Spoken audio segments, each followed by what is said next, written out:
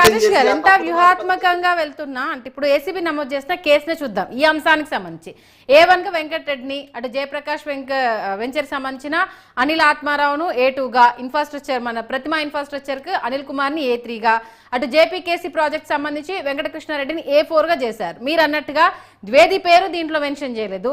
ఇంత జరుగుతున్న గనుల శాఖ దీనికి సంబంధించి మాజీ మంత్రి ఏం చేశారు, ఆయన వివరణ ఏంటి అన్న దానికి సంబంధించి వీళ్ళని ప్రతివాళ్ళగా చేస్తున్నామని వాళ్ళను మెన్షన్ చేయలేదు. మీరు అన్నట్టుగా చాలా మంది కలెక్టర్లు ఇన్వాల్వ్ అయినా వాళ్ళ పేర్లను ఎక్కడా మెన్షన్ చేయలేదు. కేవలము ప్రాజెక్ట్లో ఇన్వాల్వ్ అయిన వీళ్ళ పేర్లు అంటే వీళ్ళు మాత్రమే సొమ్ము తిన్నారా? మీరు అన్నట్టుగా మిగతా వాళ్ళకి సంబంధించి ఎందుకు ఆధారాలు సేకరించలేకపోతున్నారు? దీనికి సంబంధించి ఎందుకు ఇంకా స్ట్రాంగ్ గా వీళ్ళు లోతుల్లోకి వెళ్ళలేకపోతున్నారు అసలు?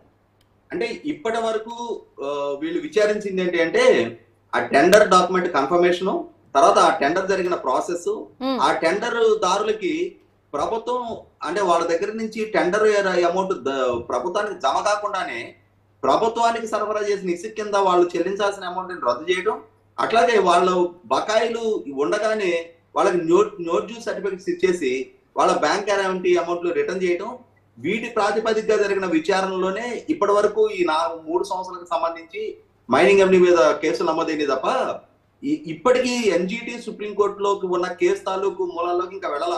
ఓకే. అట్లాగే మిగిలిన మినరల్ వెల్త్ కు సంబంధించి చంద్రబాబు నాయుడు గారి ప్రభుత్వమే అసెంబ్లీకి స్వయంగా భూమి మరియు ప్రకృతి వనరుల దోపిడీకి సంబంధించి ఒక వైట్ పేపర్ రిలీజ్ చేశారు. ఆ వైట్ పేపర్ లో మెన్షన్ చేసింది 50,000 కోట్ల పైగా ప్రకృతి వనరుల లూటీ జరిగిందని చెప్పని మెన్షన్ చేయడం జరిగింది. కానీ అసలు వాస్తవ గణాంకాల ప్రాతిపదిక లెక్కేసుకుంటే నేను ఇందాక మీకు చెప్పినట్టుగానే ఒక్క పొన్నూరు నియోజకవర్గంలో చేబ్రోలు మండలంలో ఒక్క ప్రాంతంలో జరిగిన గ్రావెల్ అక్రమ తవ్వకాలే 2,100 కోట్లు. అంటే ఇవాళ రాష్ట్ర వ్యాప్తంగా ఇంకెన్ని చోట్ల గ్రావెల్ తవ్వకాలు జరుగుతుంటే ఒక గ్రావెల్ గురించే మాట్లాడుతున్నా నేను. అంటే ఇంకా రాష్ట్ర వ్యాప్తంగా ఇంకెన్ని చోట్ల గ్రావెల్ అక్రమ తవ్వకాలు జరుగుంటాయి, ఎన్ని వేల కోట్ల రూపాయల దోపిడీ జరుగుంటది.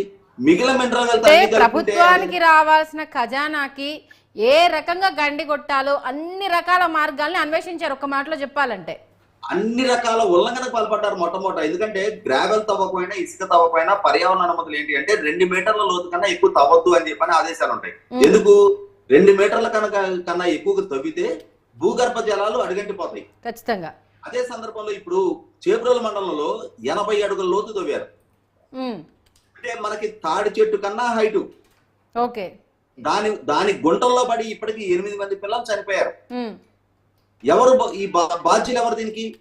ఇవాళ ఆ దోపిడీకి సహకరించి ఆ దోపిడీ సొమ్ముని కైంకర్యం చేసిన కిలార్ రోషయ్య ఇప్పుడు వచ్చి ఎన్డీఏ కూటమిలో కీలక భాగస్వామిగా ఉన్న జనసేన పార్టీలో జాయిన్ అయ్యాడు. అవును.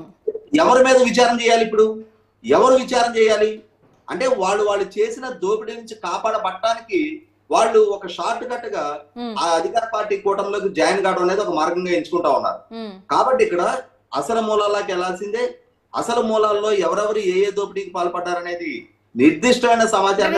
అంటే ఒకటి చాలా కీలక పాయింట్ అయితే ఇప్పుడు మీరు రాజేష్ గారు రైజ్ చేయడం, ఎందుకంటే ఇప్పుడు కూటమి ప్రభుత్వం చాలా స్ట్రాంగ్ గా ఉంది. అంటే గతంలో చేరికలకు సంబంధించి వాళ్ళ ప్రోగ్రెస్ రిపోర్ట్ ఏంటి, ఆ ప్రభుత్వంతో వీళ్ళు ఎలా ఉన్నారు, వాళ్ళ పైన గుడ్ విల్ ఉందా లేదా, వీళ్ళు ఎలాంటి అవినీతికి పాల్పడలేదు అంటేనే తీసుకుంటాము అంటూ కూడా అందరూ ఏకతాటిపైకి వచ్చిన తర్వాతనే చేరికలు ఉంటాయి అనేసి అని చెప్పిన తర్వాత ఇప్పుడు కిలార్ రోషయ్య అనే వ్యక్తి జనసేన పార్టీలో చేరడము, మరి మిగతా వాళ్ళకంటే కప్పిపుచ్చుకోవడానికి మేము కూడా ఇది ఒక మార్గం దొరికింది అనేసి అని ఒక మెసేజ్ ఇచ్చినట్టే అవుతుంది కదా. ఎందుకని ఈ అంశానికి సంబంధించి కూటమి ప్రభుత్వం సీరియస్ గా తీసుకోవట్లేదు అనుకోవాలి? మరి ఇక్కడ జరుగుతున్నది ఏంటి అంటే ఈ నాయకులందరూ వైసీపీలో కొనసాగుండి వాళ్ళు వైసీపీ నాన్న గెలిపించగలిగారా? ఆ నాయకులు కూటమిలో లేకున్నా కూటమికి గెలవలేదా? ఖచ్చితంగా. అంటే అంతిమంగా వైసీపీని ఓడించింది, కూటమిని గెలిపించింది ఈ నాయకులు కాదు, ప్రజలు. ఖచ్చితంగా అది ప్రజల అంతిమ న్యాయ నిర్ణేతలు. ప్రజల మద్దతు వాళ్ళకి లేదు, ప్రజల తిరస్కారానికి వాళ్ళు గురయ్యారు అంటే 5 సంవత్సరాల పాలకులుగా వాళ్ళు అందించిన పరిపాలన పట్ల యావగింపుతోటే ప్రజలు వాళ్ళని శిక్షించారు. దాన్ని ఓటమంటానికి కూడా వీల్లేదు. 2014 అంటే మీరు అన్నట్టుగా వీళ్ళు ఎట్టి పరిస్థితుల్లోనూ రాబోయే రోజుల్లో పాలనకు వీళ్ళు అన్ఫిట్, ఏ కోసన అర్హత లేదు అనేసి డిక్లరేషన్ ఇచ్చేసినట్టే లెక్క ప్రకారం. అయితే అదే అంటున్నా. అటువంటి అప్పుడు ఇవాళ కూటమి ప్రభుత్వానికి కూటమి పార్టీలకి ఈ నాయకులు అవసరం లేదు. ఈ కూటమి ప్రభుత్వాన్ని ఆశీర్వదించింది ప్రజలు. ప్రజల మద్దతు పొందడం చూసుకోవాలి తప్ప ఈ ఫిరాయింపుల ద్వారా దోపిడీదారులు నిక్కచ్చిగా చెప్తున్నా నేను. ఉమ్, ఎందుకంటే మాకు చాలా సమీప గ్రామం పొన్నూరు నియోజకవర్గంలో చేబ్రోలు మండలం అనేది. అవును. అక్కడ జరిగిన గ్రావెల్ తవ్వకాలు చాలా స్పష్టమైన అవగాహన ఉంది నాకు. ఓకే. ఎంత దౌర్జన్యకాండకి గురి చేశారు అని అంటే, దూలిపల్లి నరేంద్ర గారి మీద పోలీసుల చేత ద్వారా జరిపిన దాడిలో తెలుగు యువత అధికార ప్రతినిధి బండారు వంశీ అని చెప్పని అతను చెయ్యి ఇరిగితే ఆపరేషన్ చేసి రాడ్లు వేయాల్సి వచ్చింది. అప్పుడు ఒక పెద్ద సెన్సేషన్ న్యూస్ కూడా అది. దుల్పాల అవును. గారి మీద దాడి కావచ్చు, ఒక అంశానికి సంబంధించి ఆయన వెళ్తే ఆయనను బయటికి రానివ్వకుండా ఎలా లాక్ చేయాలని చూసారనేది కూడా మనం చూసాం. అది అటువంటి దోపిడీలకు పాల్పడి మళ్ళీ అదే ప్రభుత్వం సంగడేడిని స్వాధీనం చేసుకోవడానికి ప్రయత్నం చేయడం అనేది హాస్యాస్పదమైన వ్యవహారం అనమాట అది. కాబట్టి వాళ్ళ జగన్మోహన్ రెడ్డి గారి ప్రభుత్వ హయాంలో మైనింగ్ ఎండి వెంకటరెడ్డి అనే అతను ఒక చిన్న టూల్.